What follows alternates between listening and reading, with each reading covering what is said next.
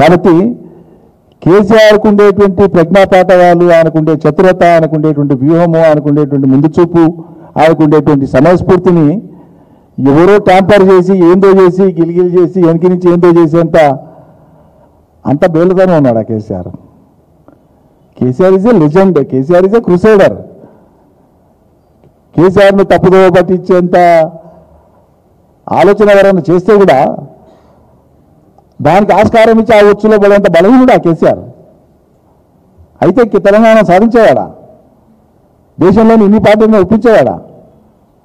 అట్లా అంటున్నారంటేనే కేసీఆర్ను 100కి 100 రూపాయలు అర్థం చేసుకోలేదని నేను అనుకుంటా. అది నా భావన. ఇప్పుడు ఇవాళ హరీష్ రావును టార్గెట్ చేసి మాట్లాడితే లాభం జరిగేది ఎవరికి? ఎవరికి లాభం జరగాలని హరీష్ రావు గారిని టార్గెట్ చేసి మాట్లాడుతున్నారు. సరే, ఆయనతో పాటు మిగతా వాళ్ళని కూడా ఒకరిద్దరిని కలిపి మాట్లాడినారు. వాళ్ళు ప్రభుత్వంలోనే లేరు. సంతోష్ జనరల్ ప్రభుత్వంలో ఉన్నాడు. ఒకసారి ఆయనకి రాజ్యసభ ఇచ్చినారు. ఆయన మొత్తం పాత్ర అంతా కూడా కేసీఆర్కు వ్యక్తిగత సహాయకుడు. నిజం చెప్పాలంటే ఆయన మంది కాదు కదా, మీ అన్ననే కదా.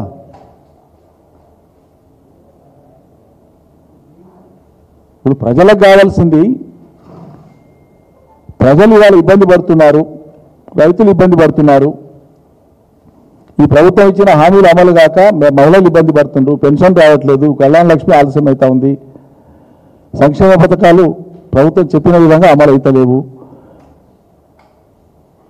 ప్రజలకు సాంత్వనంగా నిలవాల్సినటువంటి సందర్భంలో ఈ పంచాయతీలతోనేమొచ్చింది నాకు అర్థం కాదు. సమయం సందర్భం లేదు. ప్రజాభిమానాన్ని చూరగొనడంలో, ప్రజలకు చాలా చేరువై పనిచేయడంలో ఎవరైనా ఆయన నుంచి నేర్చుకోవాలి. అందుకే నేను చాలాసార్లు వేదికల మీద చెప్పిన, తన నుంచి నేర్చుకోవాలి. చాలా విషయాలు ప్రభుత్వంలో పనులు చేయించుకొని ప్రజలు చేసే విషయంలో నేను ఒక రకంగా హరీష్ను చూసి చాలా విషయాలు నేర్చుకున్నాను. వయసులో చిన్నవాడు అని చెప్పేవాడిని వేదికల మీద. వయసులో నాకంటే చిన్నవాడు, వయసులో నాకు తమ్ముడే, కానీ దక్షతలే అన్నలాంటి వాడు అని చెప్పిన. అతను బీఆర్ఎస్ పార్టీకి ఒక సంపద. Harish trouble shooter. ఏ ఉప ఎన్నిక వచ్చిందన్నా ఒకటి, ఎక్కడ ఏ స్పెషల్ టాస్క్ ఇచ్చినా ఇది కాదు, లేకపోతే ఎవరి వల్ల కూడా కాదు అంటే హరీష్ కప్ప చెప్తే చేసుకొని వచ్చినటువంటి కార్యాధ్యక్షుడు అతను. మనకు ఉండేటువంటి తుర్పు ముక్కల్ లాంటి నాయకులని బలహీనపరుచుకుంటే ఆ నష్టం ఎవరికి? తెలంగాణ సమాజానికి కాదా? తెలంగాణ ప్రేమించే వాళ్ళు, తెలంగాణ ప్రజల పట్ల కన్సర్న్ ఉన్న వాళ్ళు చేసే పనేనా ఇది?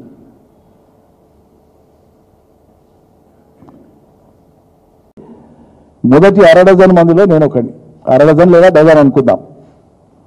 ఇది అప్పటి నుంచి హరీష్ ఉన్నాడు. ఉండడం కాదు,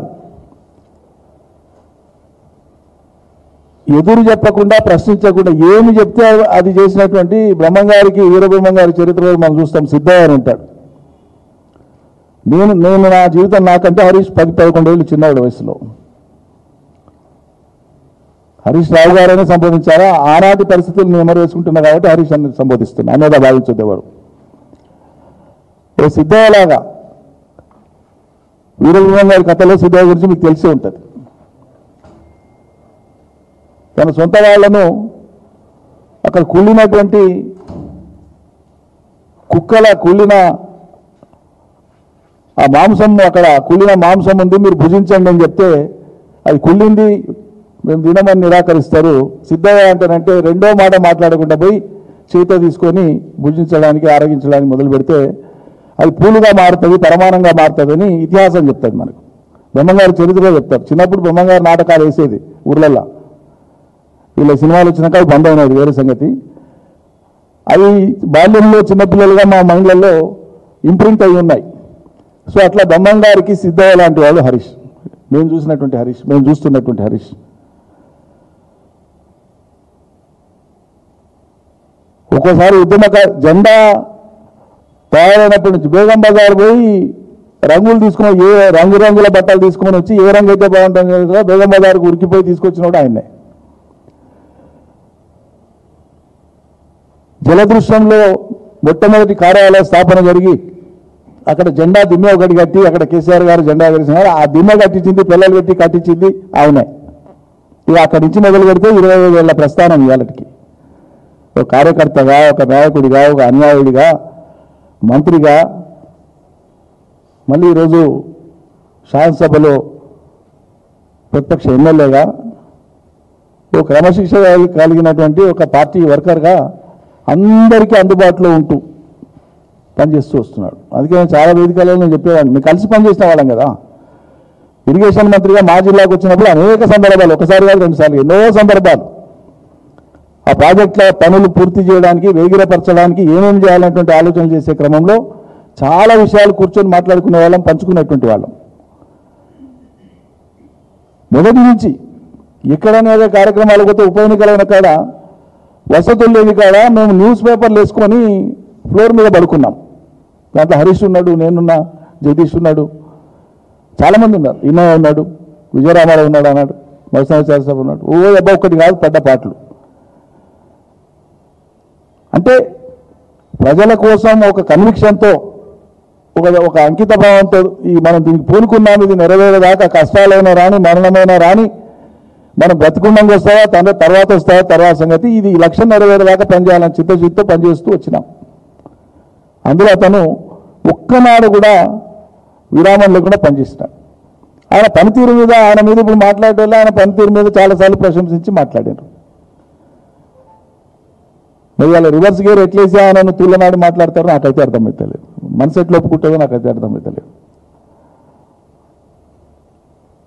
ఈటెల రాజేందర్ మీద హరీష్ కక్ష ఉంది. నేను ప్రత్యక్ష సాక్షిని. ఆఖరి నిమిషం వరకు రాజేందర్ని నిలబెట్టుకోవాలని ప్రయత్నం చేసినాను. నేను అన్నలాంటి రాజేందర్కు టీఆర్ఎస్ పార్టీలో ఎంట్రీ ఇప్పించినాను. నేను కళాశాల రోజుల నుంచి మాకు జూనియరు, ఆత్మీయుడు. సరే, కొన్ని రాజకీయ పరిణామాల నేపథ్యంలో ఆనాడు ఆ నిర్ణయం తీసుకున్నది పార్టీ, అది జరిగిపోయింది. కానీ దాంట్లో హరీష్ పాత్ర లేదు. పార్టీ పాత్ర ప్రధానంగా పార్టీ అధినాయకుడిగా కేసీఆర్ నిర్ణయం. దానికి అలా హరీష్కు ముడిపెట్టడం, మళ్ళీ దానికి కాంట్రాడిక్టరీగా మళ్ళీ హుజురాబాద్ గెలుపుకి ఈయనే కావాలన్నమాట. ఇది పరస్పర విరుద్ధమైనటువంటి, ఎట్లా ఇది సారూప్యత ఉంటుంది.